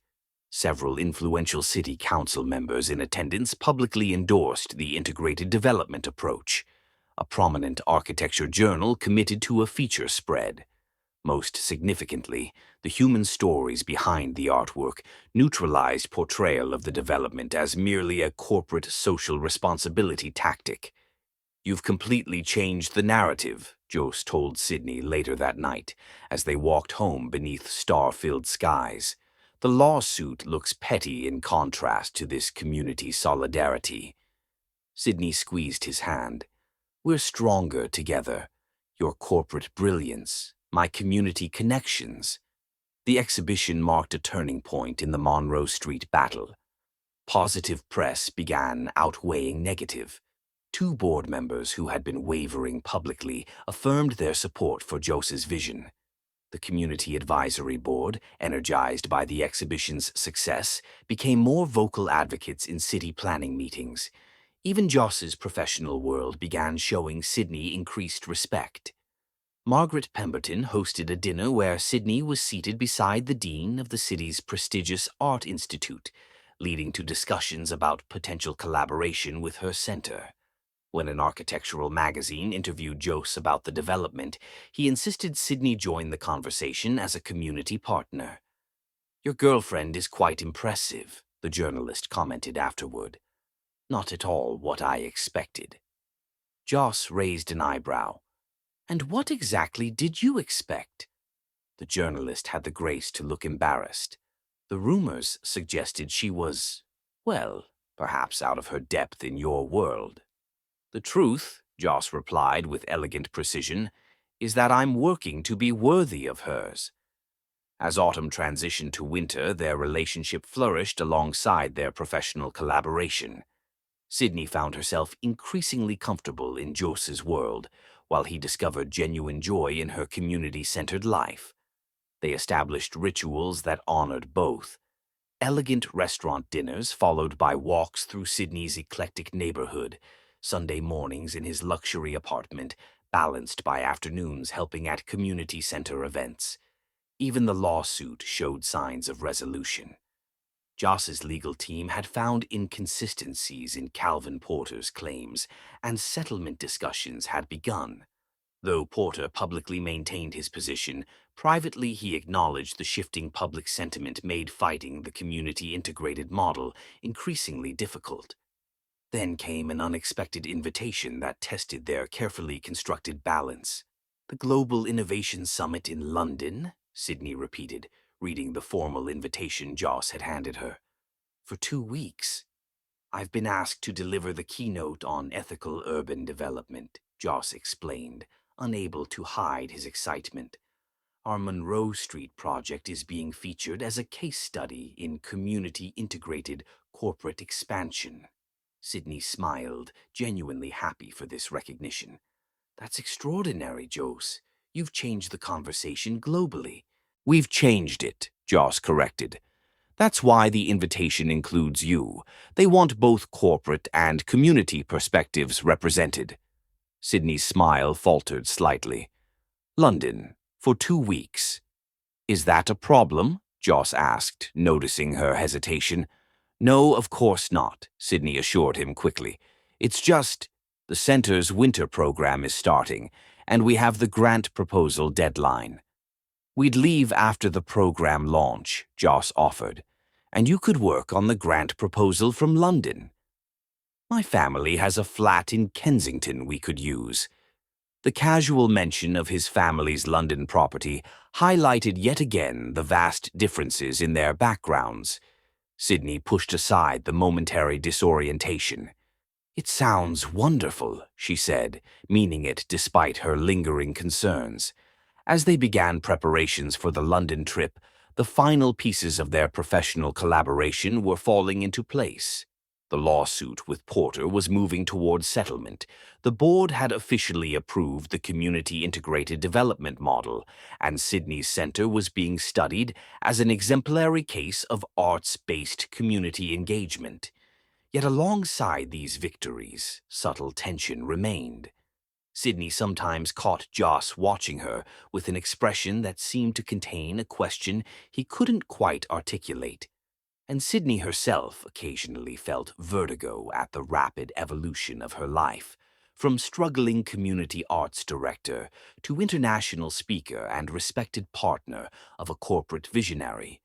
As they packed for London, Sydney found herself wondering what awaited them across the ocean, not just professionally but personally. Their relationship had been forged in the crucible of local conflict and triumph. How would it transform when tested on a global stage? Chapter 9. The Separation. London greeted them with characteristic contradiction, gloomy skies and warm welcomes. The Global Innovation Summit had arranged accommodations at a historic hotel near the conference center, but Joss suggested they use his family's Kensington apartment instead. "More privacy," he explained as their taxi navigated busy streets, "and space for you to work on your grant proposal." The flat proved to be an elegant townhouse overlooking a private garden square. Sydney tried to hide her astonishment at its grandeur. Original moldings, museum-quality artwork, antique furniture that had clearly welcomed generations of butlers. "My grandfather purchased it in the 1950s, Joss explained, watching her explore. "It's rarely used now except for family business trips." Sydney traced a finger over a Monet landscape hanging casually in the entryway. "Just a little vacation home with priceless artwork," she teased, masking her discomfort with humor. Their first week unfolded with busy separation. Joss attending summit sessions and preliminary meetings, Sydney dividing time between exploring London's art museums and developing the grant proposal for her center. They reunited each evening, sharing discoveries and challenges over dinner at Joss's favorite local restaurants. On their 6th night, Joss returned to the apartment unusually tense. My father made his first appearance today, he explained, loosening his tie with uncharacteristic aggression. He's arranged a welcome reception for summit speakers tomorrow evening. We're expected to attend. Sydney set aside her laptop. Did you speak with him? Briefly. He was surprisingly cordial, Joss replied, pouring himself a rare second scotch, which only confirms he's planning something. The reception was held at the headquarters of Butler Financial Group, a historic building in the city's banking district. Sydney wore a simple black dress that Margaret had helped her select before their departure, elegant enough for the occasion while maintaining her artistic identity.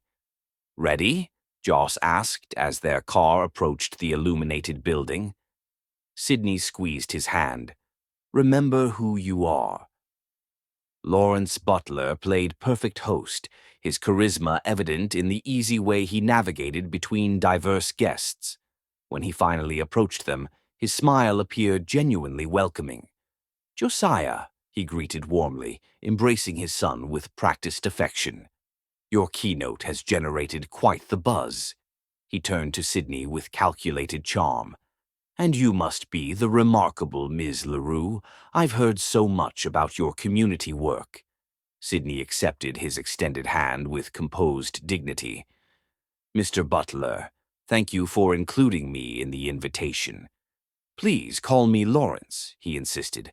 After all, you've become quite important to my son.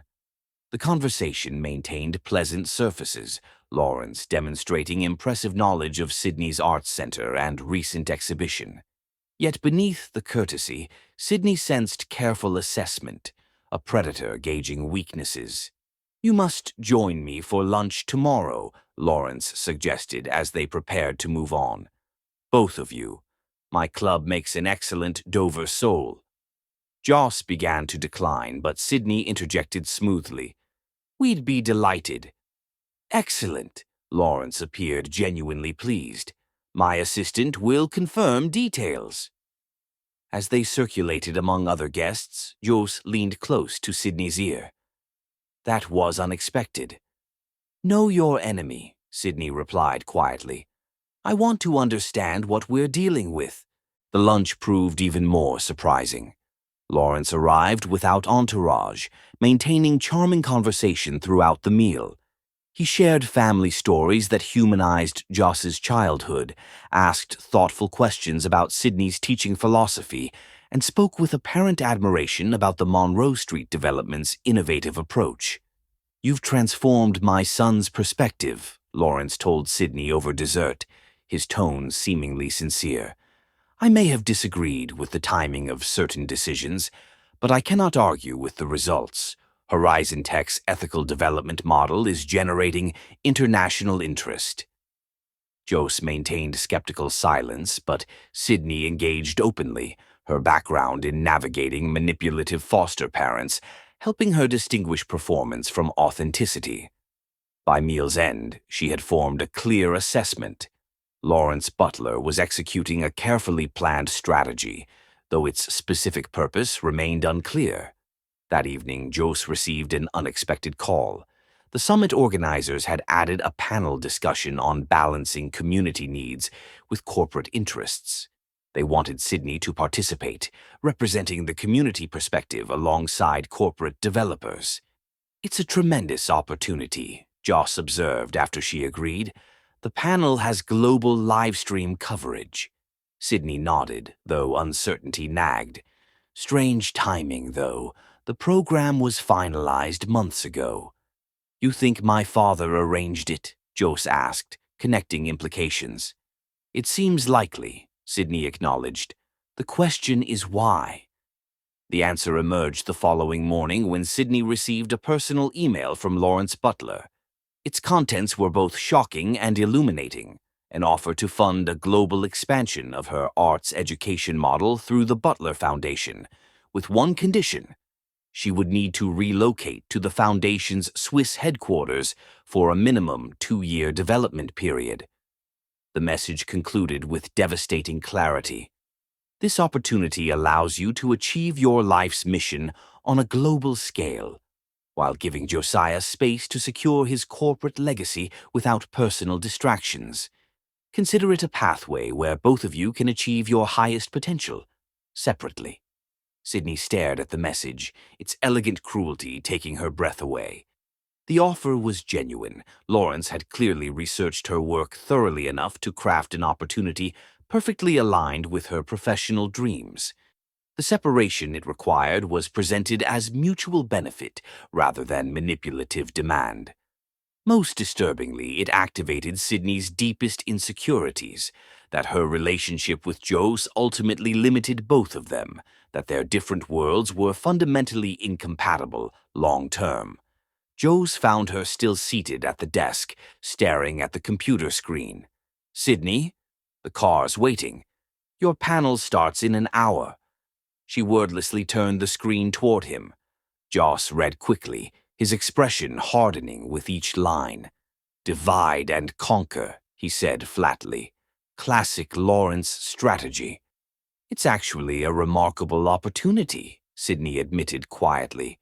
"The Foundation has resources to implement arts education globally." "You're not seriously considering it," Joss stated, disbelief evident. "Of course not as presented," Sydney clarified, "but it raises valid questions we've been avoiding. Your company operates internationally. My work is deeply rooted in local community. Eventually, these differences will create impossible choices." "They're only impossible if we make them binary," Jose argued. "My father wants you to believe we must choose between relationship and individual purpose. It's a false dichotomy." Sydney stood, gathering her notes for the panel. "We need to discuss this properly, but right now I have to focus on this presentation." The panel discussion assembled in the summit's main hall, filled with international attendees and media. Sydney took her place alongside corporate developers and city planners, acutely aware of Lawrence Butler seated prominently in the front row. As the discussion progressed, Sydney articulated the community perspective with passionate clarity, drawing on her experience with Monroe Street. The audience responded enthusiastically to her authentic insights, particularly her emphasis on development as potential community partnership rather than inevitable displacement. During the question period, a woman identified as a Butler Foundation representative stood. "Ms. LaRue, your arts education model has shown remarkable success locally. Have you considered the potential for global implementation?" The planted question hung in the air.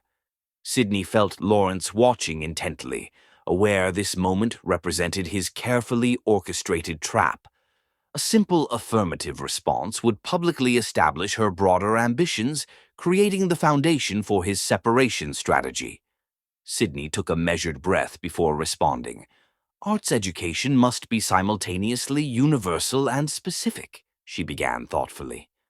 "While creative development principles apply globally, effective implementation must honor local cultural contexts and community voices." She paused, looking directly at Lawrence.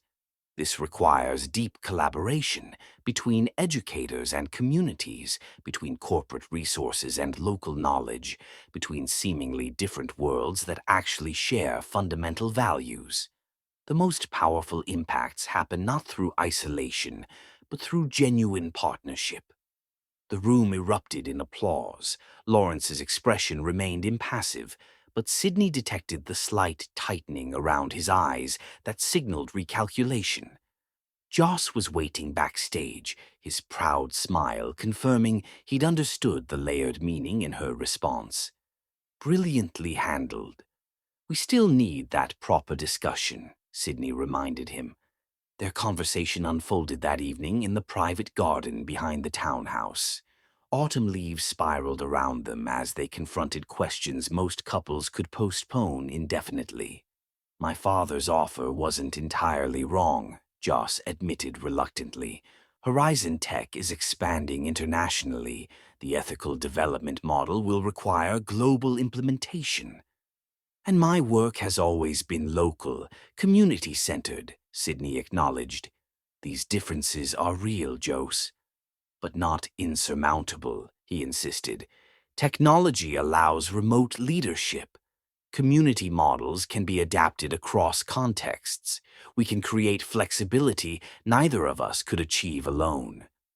Sidney considered his perspective. Your father believes our relationship ultimately limits both of us professionally, that we'll eventually resent the compromises. Joss took her hands, his expression intensely focused. My father measures success through traditional power metrics, wealth accumulation, market control, dynasty building. His entire worldview depends on believing those metrics matter most. And you believe differently? Sidney asked, though she already knew the answer.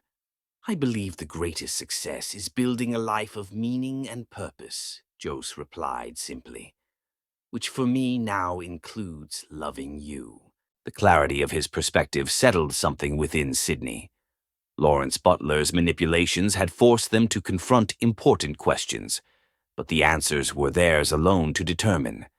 I need to return to my community, Sidney said finally. My students, my center, they're my foundation, but that doesn't mean I can't expand my vision. Joss nodded, understanding her meaning. And I need to implement this development model internationally, but that doesn't mean I can't maintain roots where my heart resides. They sat in thoughtful silence as darkness fell around them.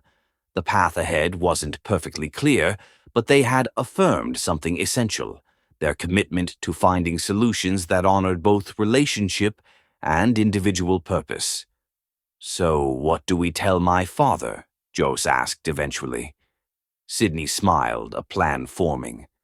The truth, just not the one he's expecting.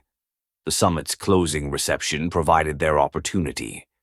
Lawrence approached confidently, clearly expecting news of their separation following his strategic maneuvering. I understand congratulations are in order, Miss LaRue, he began smoothly. Your panel presentation generated significant interest from several foundations. Yes, Sidney confirmed, including a particularly interesting offer from the Butler Foundation. Lawrence's smile widened fractionally. I hope you're giving it serious consideration. Actually, Father, Joss interjected, sliding his arm around Sidney's waist, we've discussed it thoroughly and reached a decision. Lawrence's attention sharpened, anticipating victory. We're establishing a joint initiative, Sidney continued seamlessly. The Horizon Community Arts Alliance, combining corporate B with community-centered implementation, global reach with local authenticity. I'll oversee international development partnerships, Joss explained, while Sidney directs educational programming, splitting time between our flagship center and regional implementations. Lawrence's expression froze, processing the unexpected consolidation rather than division of their efforts. We're quite excited, Sidney added pleasantly. Your offer actually inspired us to formalize the collaboration we've been naturally developing. Lawrence recovered quickly, his smile thinning. How innovative. Though I wonder if the Foundation's board will approve such an unconventional arrangement. They might not, Joss acknowledged easily. Fortunately, several other foundations expressed interest after Sidney's presentation. Global arts education appears to be an emerging priority. The strategic defeat registered in Lawrence's eyes, though his public composure never wavered. Well then, I wish you both every success with your joint venture. As he walked away, Sidney leaned closer to Joss. Round one to us, I believe. Joss laughed softly. There will be more rounds. He's persistent. So are we, Sidney replied confidently. That night, they lay together in the moonlit bedroom of the Butler townhouse, discussing practical implementations of their newly articulated vision. The details weren't simple, maintaining her community center while developing broader programming, structuring his leadership to allow strategic travel without abandoning their home base, but the shared commitment made seemingly insurmountable obstacles merely complex problems requiring creative solutions. I need to return home next week, Sydney said eventually. The winter program needs attention, and honestly, I miss my students. I understand, Joss replied, tracing patterns on her bare shoulder. The summit continues another week, then I have meetings in Paris. They were discussing their inevitable temporary separation when Joss suddenly sat up, struck by inspiration. What if we created a symbol, he suggested. Something tangible to remind us that distance doesn't diminish connection. The idea resonated with Sydney's artistic sensibility. The following day, they visited a small jeweler in London's oldest arcade. There, they selected matching simple platinum bands, not as engagement symbols, but as physical reminders of their commitment to finding balance between togetherness and individual purpose. Not traditional wedding rings, Sydney clarified as the jeweler sized them. More like a promise that distance doesn't mean disconnection. A reminder that we're creating something new, Joss agreed. A relationship that doesn't force us to choose between love and purpose. When they parted at Heathrow the following week, the matching bands gleamed on their right hands, subtle symbols of their commitment to the unconventional path they were forging together. 3 weeks, Joss promised, kissing her goodbye. Then I'll be home. Sydney nodded, touching her ring. We'll make it work. Chapter 10. Full Circle. The train rocks gently as Sydney sits in the exact seat where she first encountered Joss 1 year ago.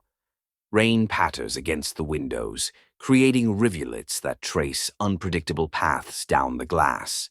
Her fingers absently touch the platinum band on her right hand, their promise ring, a symbol of the unique path they've created together over the past year.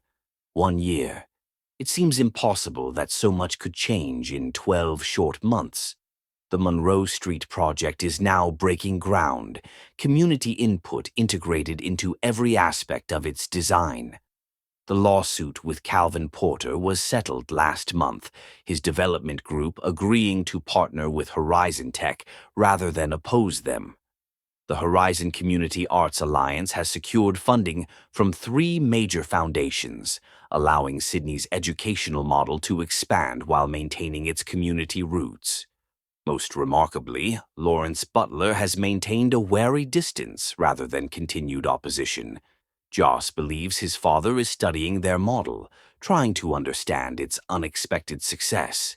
Sydney suspects the elder Butler is simply regrouping, planning his next strategic move in what he likely sees as a long game. The train slows as it approaches the central station, and Sydney gathers her portfolio, a new leather one Joss gave her for their 1-year anniversary, though she insisted on keeping the old one as well. Some things shouldn't be replaced, just honored, she told him, and the understanding in his eyes confirmed yet again why she loves him. She's so lost in thought that she almost misses the familiar figure sitting several rows ahead. Broad shoulders, perfectly tailored suit, that distinctive profile she's come to memorize in all its expressions. Joss is on the train. Her heart quickens as she realizes he's sitting in the exact same seat he occupied when they first met. Joss was supposed to be returning from Paris today, but they'd planned to meet at the apartment they now share. Not here on this specific train, in this specific car, in that specific seat. The perfect symmetry of the moment can't be coincidence. As if sensing her gaze, Joss turns, their eyes meeting across the crowded car.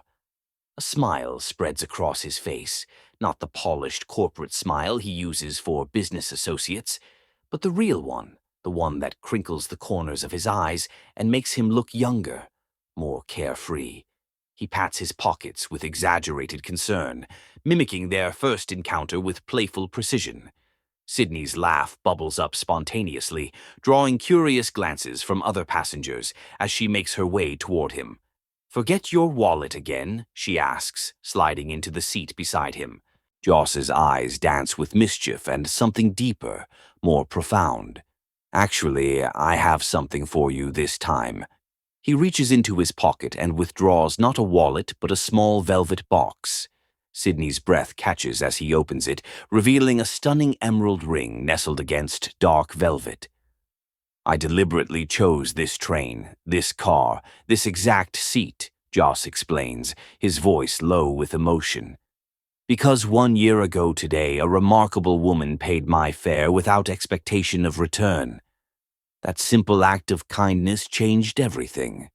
Sydney stares at the ring, then at the man holding it, the sophisticated executive and passionate artist who has become her partner in every sense of the word. Joss, we've spent a year proving we can build something unprecedented together, he continues, creating balance between togetherness and individual purpose, between your world and mine. His eyes hold hers with unwavering certainty. I don't want to continue that journey as partners in business and love alone. I want to formalize our commitment in every possible way. Around them, the train has stopped, passengers streaming toward exits, yet they remain in their private moment, the world simultaneously present and irrelevant.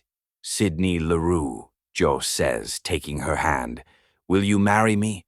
Not as a traditional arrangement that requires either of us to diminish, but as equal partners creating something beautiful and unprecedented together.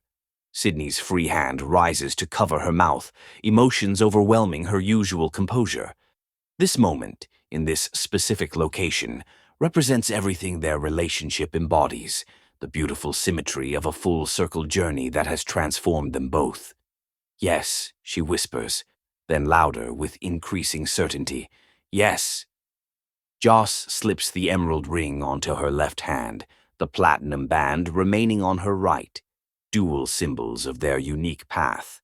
As he leans forward to seal their commitment with a kiss, spontaneous applause erupts from the remaining passengers who have witnessed this unexpected romantic moment. We've missed our stop, Sydney murmurs against his lips, laughing softly.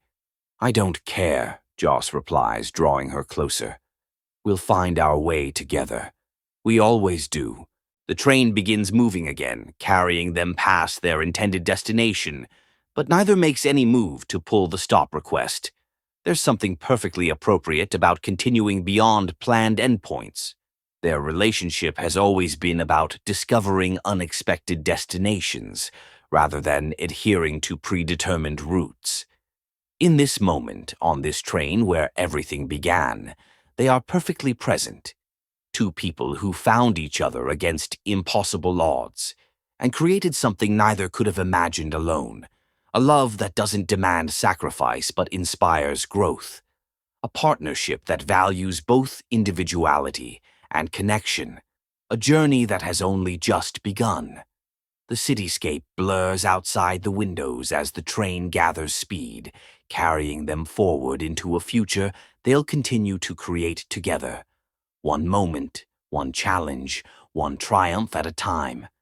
Just like their first meeting, they don't know exactly where this journey will lead, but this time they're traveling together, and that makes all the difference.